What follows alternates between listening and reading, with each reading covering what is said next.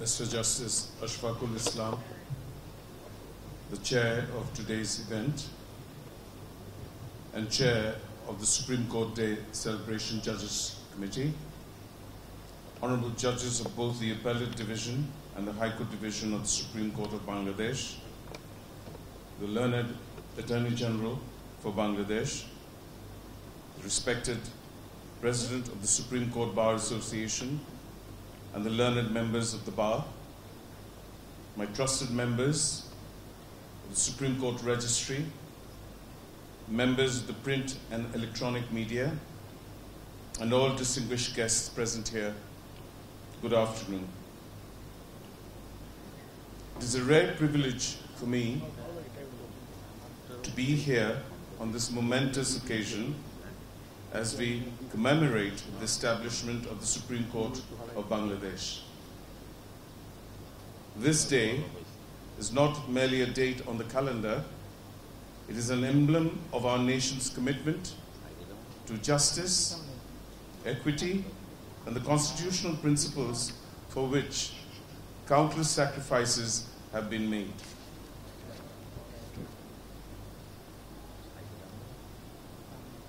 We stand here today in the month of December,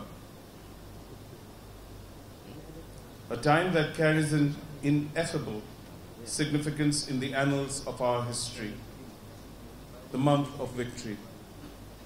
On this solemn yet celebratory occasion, let us recall with deep reverence the unmatched sacrifices of the martyrs of 1971. Their courage and ultimate sacrifice gifted us a sovereign Bangladesh and instilled within us a duty to guard the sanctity of nationhood and uphold the values of liberty, justice, and equality. The independence we cherish today,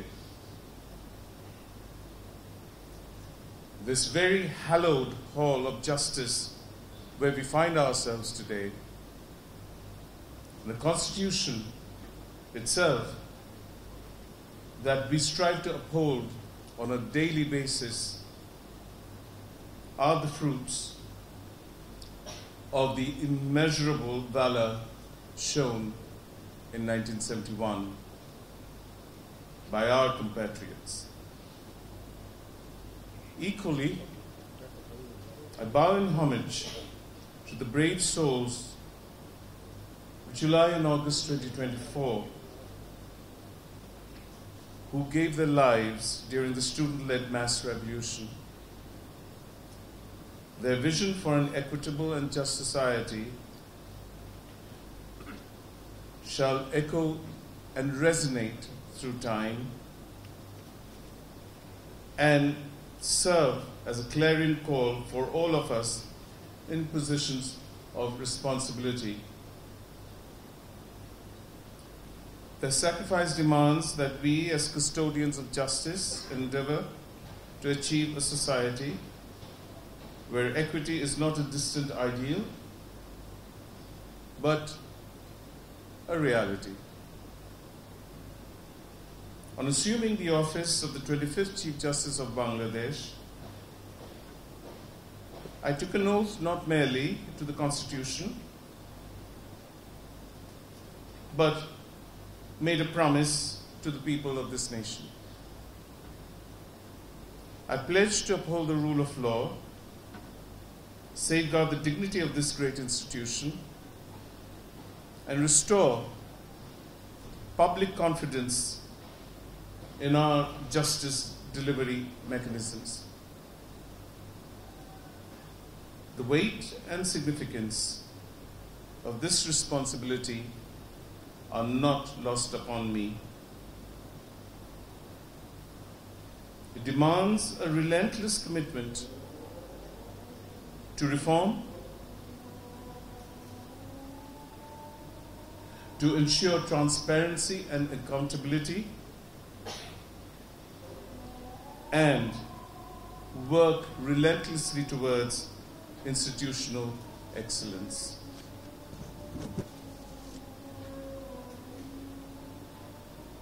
Today, standing here in this august gathering, I reaffirm my staunch resolve to implement meaningful reforms and build a judiciary that commands the confidence of the public. Trust in the judiciary is not a privilege.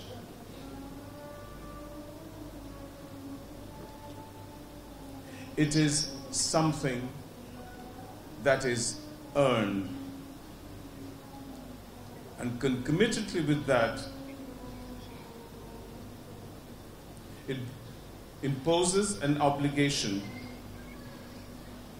that rests upon the very foundation of our democratic principles. The road to reform, as we all know, is neither easy nor immediate. Yet, as jurists and guardians of the law, we must embrace the challenges ahead with resolute determination. On the 21st of September 2024, I declared a reform roadmap laying out a blueprint for institutional reform aimed at restoring public trust, ensuring efficiency, and upholding judicial independence. Today, I wish to revisit and expand upon that vision. One of the cornerstones of this roadmap is the need for institutional autonomy. For the judiciary to perform its constitutional role effectively, it must be insulated from all external influences. A judiciary that lacks administrative and financial independence cannot remain impartial, nor can it deliver justice with the swiftness that society demands. To that end, I have already forwarded a comprehensive set of short-term proposals to the government, emphasizing the need for immediate reforms in financial independence and administrative autonomy. In that context, a separate Judicial Secretariat is no longer a mere aspiration. It is an exigent necessity. The judiciary's administrative matters should not remain under the control of the executive. Such an arrangement stands wholly in discordance with the doctrine of separation of powers, which is one of the fundamental tenets of constitutionalism. A fully independent Judicial Secretariat will allow the judiciary to manage its own affairs, free from external oversight or interference, and ensure greater efficiency in case management and judicial administration. For the Supreme Court to remain the standard bearer of integrity and wisdom, the process of judicial appointments must be beyond reproach. I have already made concrete proposals for the establishment of an independent Judicial Appointment Council, a body tasked with selecting judges based solely on merit, integrity, and professional excellence. The judiciary is not merely another arm of the state. it discharges fundamentally the sovereign judicial function of the state. It is the custodian of the people's trust. Appointments to the highest echelons must therefore reflect the dignity and the solemnity of this role. The restoration of the Supreme Judicial Council after the disposal of the review of the 16th Amendment case is of paramount importance. This institution must be empowered to oversee the removal of judges of the Apex Court, ensuring a fair, independent, and non-political mechanism for judicial accountability. By reinstating the Supreme Judicial Council, we have reaffirmed our commitment to institutional autonomy and safeguard the integrity of the judiciary from undue influence, even from the legislative branch of the state.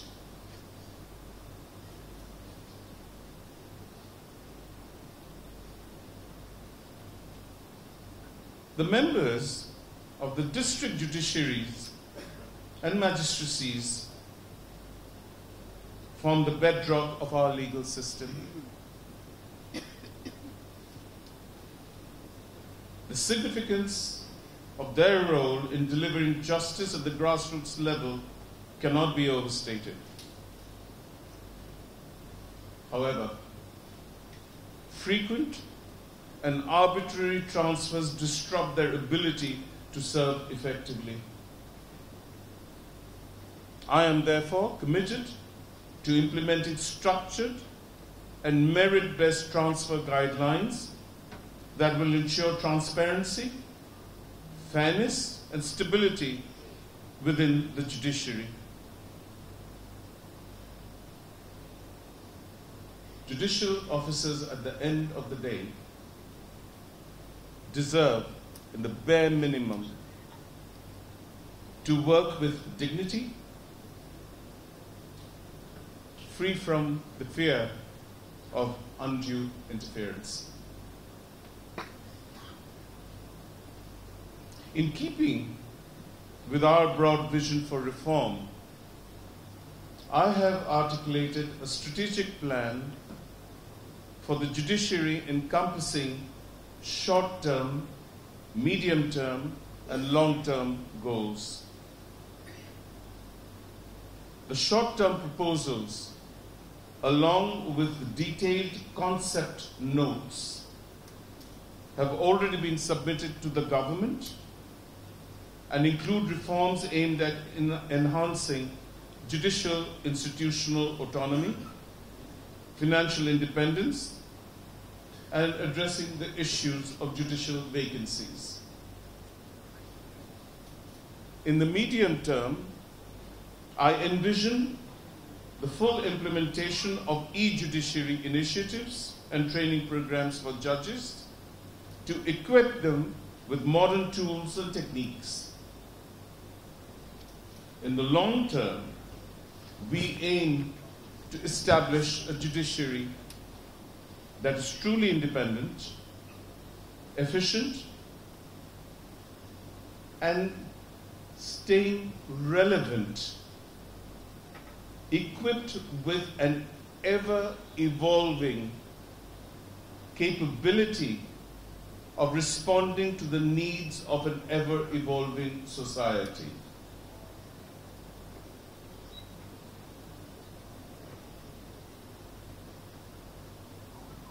My peers, the Appellate Division and High Court Division of the Supreme Court of Bangladesh. The Supreme Court of Bangladesh stands as a sentinel of justice, equity, and constitutional governance that is self-evident.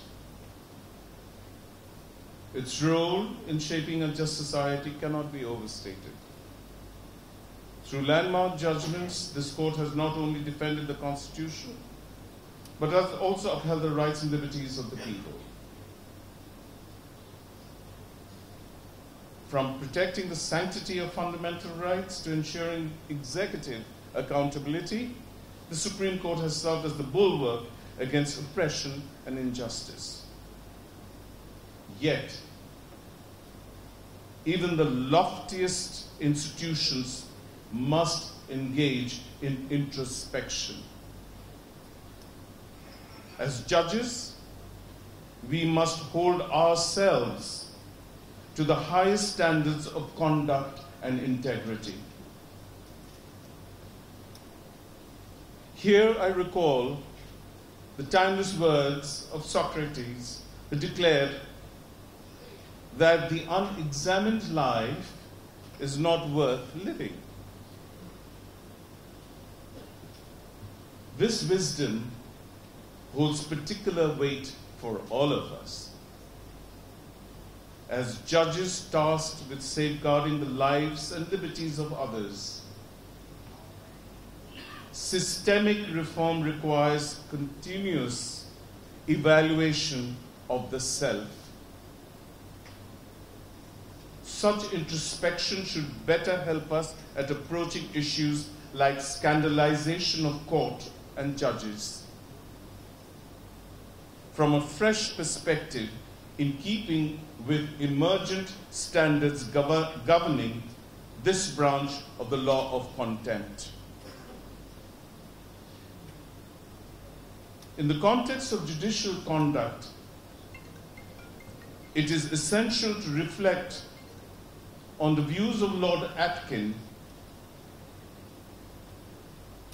whose interpretation of contempt remains profoundly relevant. Lord Atkin believed that the dignity and authority of the judiciary are not fragile ornaments to be shielded from fair and reasoned criticism. He argued that judicial authority rests not on unquestioned reverence, but on the public's faith in the fairness, integrity, and transparency of the judicial process. As he said, justice is not a cloistered virtue. And he observed that it must be allowed to suffer the scrutiny and respectful, though outspoken comments of ordinary men.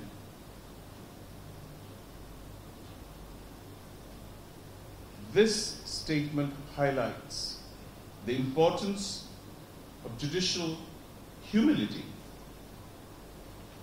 and the ability to withstand constructive criticism.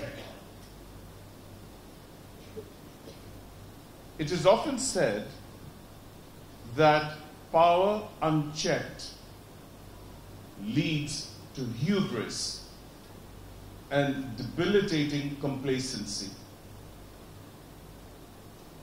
As judges, we are not above scrutiny. Introspection is both a privilege and a responsibility. For the judiciary must lead by example.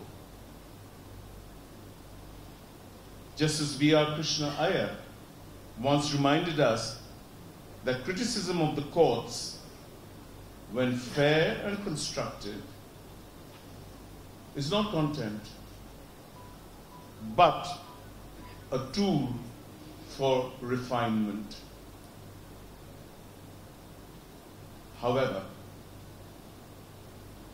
reckless scandalization of the judiciary meant and calculated at eroding the trust in its integrity must not be tolerated. As judges, we must strike a delicate balance to welcome reasoned criticism and fair comment as part of democratic discourse, while protecting the institution from malicious attacks that threaten its very legitimacy.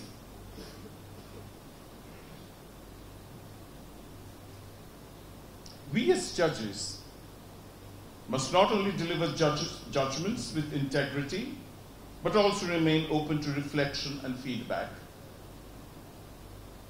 Public scrutiny, when exercised responsibly, is an invaluable check on the judiciary.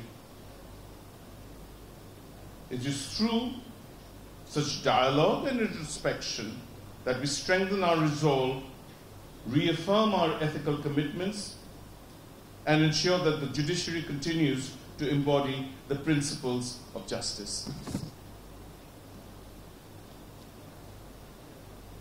Justice Benjamin Cardozo once observed, "The judge, even when he is free, is still not wholly free. He is not to innovate at pleasure. He is not a knight-errant roaming at will in pursuit of his own ideal of beauty or of goodness." This profound statement reminds us that judges must abide by the law, act with restraint, and remain conscious of the constitutional limits of their role. Learned members of the bar, it is pertinent to raise the issue here of a constructive engagement with the bar as equal partners in this transformative phase of the Supreme Court's history. We must, in the bare minimum, strike a working consensus by identifying the lowest common denominator on any given issue and building on the same with sustainable objectives in mind. In particular, recent events convinced me to broach the subject of the relationship between the bar and the bench, which has been put to the test on the issue of the bar's attitude taken towards certain judges. It suffices to state here that the highest degree and standard of propriety is expected from the members of the bar, even when directing a fair comment or constructing an expose directed at a particular judge. Care must be taken in this regard not to impair the administration of justice. Indeed, there is a corresponding duty of the bar to protect judges from scurrilous attacks when judges themselves have no voice to refute allegations and ward off aspersions directed at them. Ladies and gentlemen, the reforms I speak of today are not mere ideals. They are pragmatic measures rooted in the needs of our time. I draw inspiration in this regard from the words of Justice Oliver Wendell Holmes, who said, "The life of the law has not been logic, it has been experience. Our experience demands that we act now with courage and resolve to transform the judiciary into an institution that delivers justice swiftly, fairly, and independently,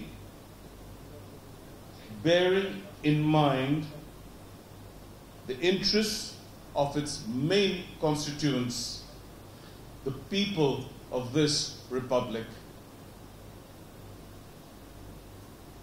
In closing, I extend my heartfelt gratitude to all who have worked tirelessly to uphold the sanctity of this great institution. Let this Supreme Court Day serve as a reminder of the sacrifices that made this day possible and the responsibilities that lie before us. The Supreme Court of Bangladesh is not merely an institution. It is the embodiment of justice, the hope of the oppressed, and the voice of the Constitution. It is our solemn duty to preserve its dignity and worth and to ensure that it remains the beacon of justice for generations to come. Thank you very much.